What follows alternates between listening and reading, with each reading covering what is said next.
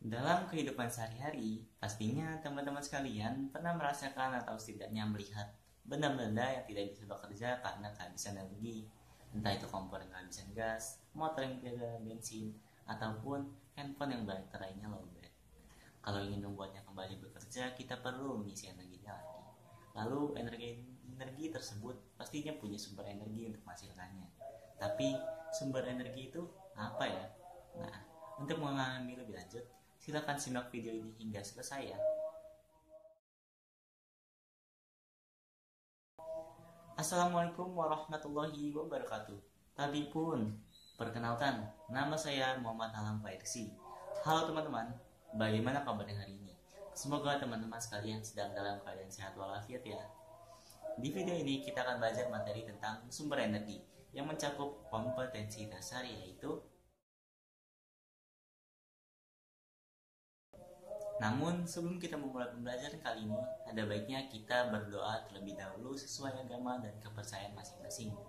Berdoa dimulai. Pada awal video tadi, kita sudah tahu kalau energi itu berasal dari suatu sumber energi. Jadi pada kali ini, materi yang akan kita bahas berjudul sumber energi. Sebelum mengenal sumber energi lebih jauh, kita harus tahu dulu nih, apa definisi dari energi dan sumber energi. Sederhananya, energi adalah kemampuan untuk melakukan sebuah usaha. Kalau sumber energi adalah segala sesuatu di sekitar kita yang mampu menghasilkan suatu energi, baik yang kecil maupun yang besar. Sumber energi secara garis besar dapat dibedakan menjadi dua kelompok, yaitu sumber energi yang dapat diperbarui dan sumber energi yang tidak dapat diperbarui. Sumber energi yang dapat diperbarui atau bisa dipakai tanpa khawatir akan habis, seperti matahari, energi biomasa, pembangkit listrik tenaga air, dan lain-lain. Sedangkan energi yang tidak dapat diperbarui atau yang jumlahnya terbatas dan bisa habis, seperti minyak bumi, batu bara, dan uranium yang bisa menghasilkan energi nuklir.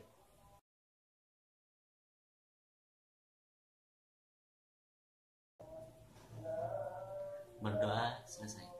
Tahukah kamu, minyak bumi, gas alam, dan batu bara berasal dari pelapukan sisa-sisa makhluk hidup, sehingga disebut bahan bakar fosil. Proses pembentukannya memerlukan waktu yang sangat lama, sehingga termasuk sumber energi yang tidak dapat diperbarui. Maka dari itu, kita harus menghemat sumber daya alam agar tidak cepat habis dan juga menggantinya dengan metode lain yang lebih ramah lingkungan. Lalu, apa saja ya bentuk-bentuk dari energi?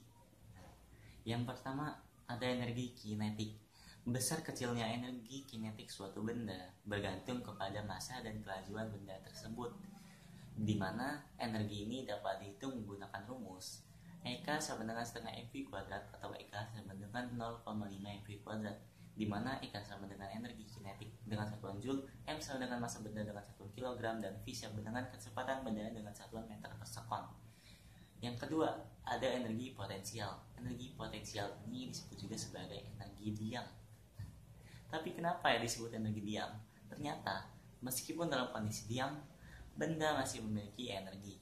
Perubahan energi potensial yang terjadi dapat kita hitung menggunakan rumus EP sama dengan MGH, yang mana EP sama dengan energi potensial dengan satuan joule, M sama dengan massa benda dengan satuan kilogram, G sama dengan kecepatan gravitasi dengan satuan M per sekon kuadrat, dan H sama dengan ketinggian benda dengan satuan meter.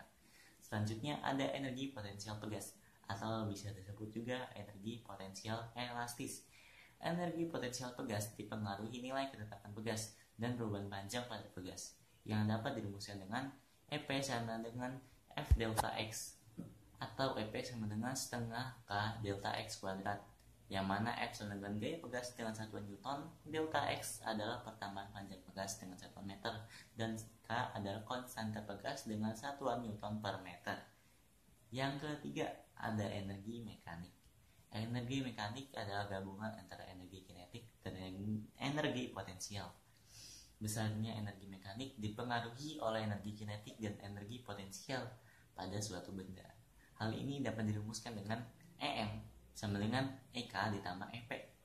EM sama dengan energi mekanik benda, EK sama dengan energi kinetik benda, EP sama dengan energi potensial benda. Yang ketiganya dengan satuan joule. Tetapan energi mekanik yang dimiliki di setiap titik benda adalah penjelasan dari hukum kekekalan energi mekanik yang dapat dirumuskan dengan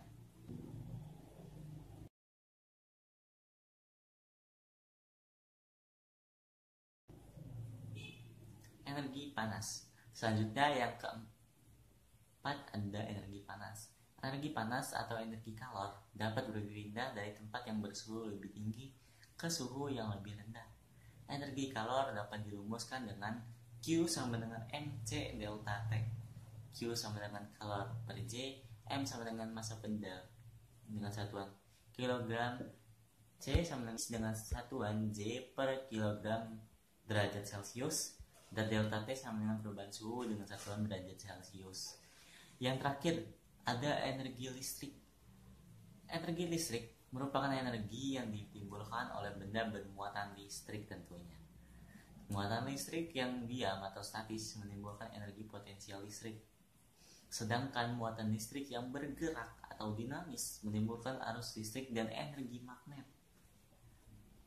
Secara matematis, energi listrik dirumuskan sebagai berikut. W sama dengan P dikali I dikali T. W sama dengan energi listrik dengan satuan Joule, V sama dengan tegangan listrik atau beda potensial dengan satuan volt, I sama dengan kuat arus dengan satuan ampere, dan T adalah waktu dengan satuan sekon.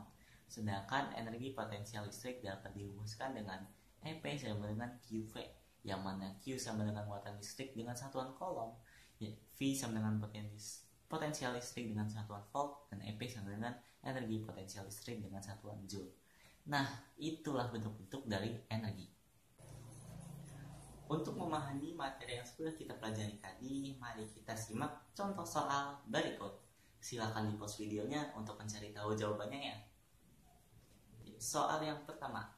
Sebelum teknik penambangan dikembangkan pada tahun 1970, sumber yang menyediakan jumlah energi terbanyak untuk pemanasan dan memasak makanan adalah A. Kotoran hewan, B. Kayu, C. Batu bara, dan D. Minyak bumi, dan E. Air.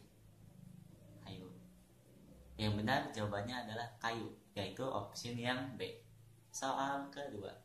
Apabila telah diketahui massa pada bola 2 kg yang ditaruh di atas dengan ketinggian 3 meter, maka berapakah jumlah energi potensial bola tersebut? Dengan percepatan gravitasi bumi sama dengan 10 meter per sekon kuadrat. Nah, jadi kita diketahui M sama dengan massa bendanya yaitu 2 kg. Dan H ketinggian bendanya yaitu 3 meter. Dan jelas percepatan gravitasinya yaitu G sama dengan 10 per sekon kuadrat. Jadi di sini kita bisa pakai rumus energi potensial yang mana EP sama dengan mgh, sehingga EP sama dengan 2 kilo dikali 10 ms kuadrat dikali 3. Jadi jawabannya EP sama dengan 60 joule. Jadi energi potensial dari bola adalah 60 joule. Bagaimana? Mudah kan? Nggak susah-susah amat kok. Sekarang untuk menguji tingkat kepemahaman teman-teman, mari kita berarti soal secara mandiri dengan soal-soal yang akan disajikan. Silakan di pause kembali video ini untuk menemukan jawabannya. Soalnya, mengapa kita harus menghemat energi dan bagaimana saja cara untuk menghemat energi di rumah kita. Selanjutnya, ada aplikasi sumber energi dalam teknologi. Untuk sumber energi terbarukan, salah satu contoh teknologinya adalah panel surya. Udah pada tahu kan yang di atap-atap itu? Yaitu alat yang dapat mengubah energi cahaya matahari menjadi energi listrik.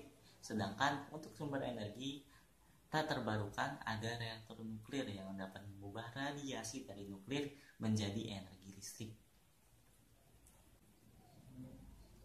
Jadi kesimpulannya, ada dua sumber energi, yaitu sumber energi terbarukan atau sumber energi yang dapat pulih dengan cepat serta berkelanjutan sehingga bisa dipakai berulang-ulang. Dan yang kedua ada sumber energi tak terbarukan atau kebalikan dari yang pertama tadi. Jadi sumber energinya tidak bisa pulih dengan cepat dan akan habis pada masanya. Maka dari itu kita harus menghemat pemakaian energi mulai saat ini. Salah satunya dengan menghemat penggunaan listrik di sekitar kita. Wah, ternyata fisika sangat dekat dengan kehidupan kita ya. Hal ini harus menjadi pemacu kita untuk terus semangat dalam mempelajari pelajaran ini. Nah teman-teman, sekarang waktunya untuk berdiskusi. Manfaatkanlah waktu berdiskusi ini sebagai ajang untuk membangun kemampuan berpikir dari sekalian. Silakan di pause video ini untuk memulai diskusinya ya.